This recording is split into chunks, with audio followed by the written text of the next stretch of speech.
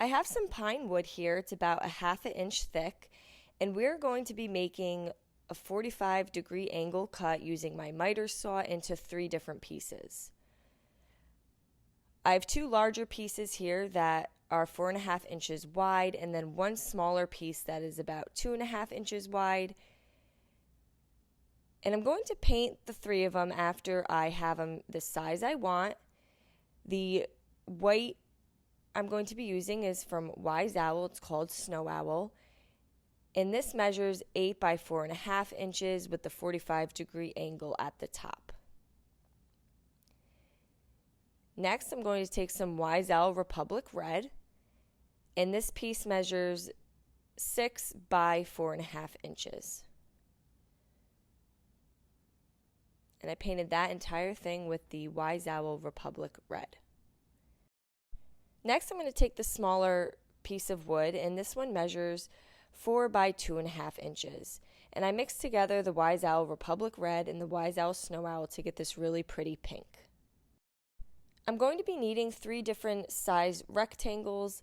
Now, I get a lot of these small cutouts from Hobby Lobby, but you can also use your miter saw to cut anything to the exact size that you need. You can also use popsicle sticks, but you just want each rectangle to be in proportion with the piece of wood that it's pairing with. And then I painted all 3 pieces with some Wise Owl chocolate, and I did spray a little bit of water on this as I want it to kind of look more like a stain than full coverage. So then I just take a baby wipe, and you can see how the wood grain starts to pop through. I'm going to be repeating the same step for these 3 Jenga blocks. You can find these tumbling tower pieces right at the Dollar Tree, and I painted all 3 of them with the Wise Owl chocolate as well. Once everything is fully dry, I'm going to start gluing my pieces together. I'm using some Elmer's wood glue in the center and adding some hot glue to the sides. And then I'm taking that rectangle piece and gluing it onto the 45-degree angle.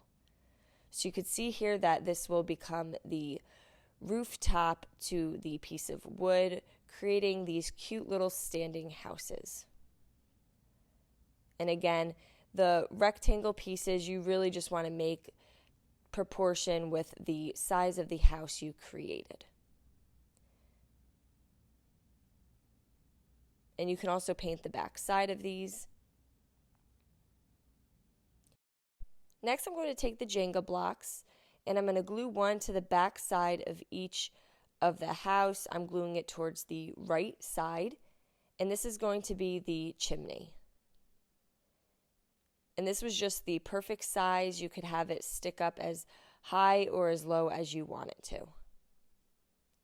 And then now we could just have fun decorating each of these. You could really decorate them to fit any holiday season or style of your choice. On the small one, I just glued a unfinished heart in the center.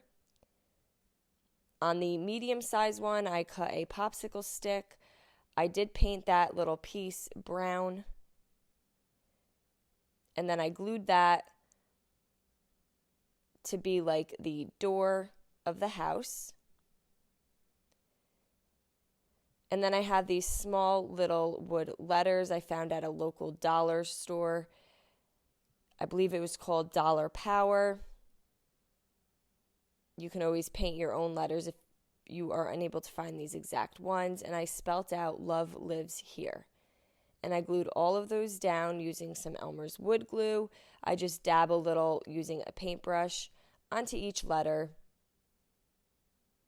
to adhere them to my board.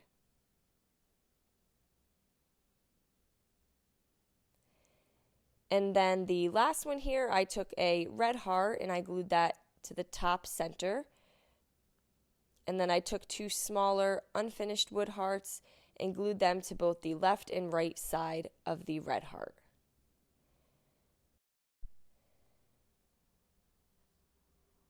I then painted those with some Wise Owl Snow Owl, and while that was still wet, I added on some of the Wise Owl Republic Red to just make it this really pretty pink color.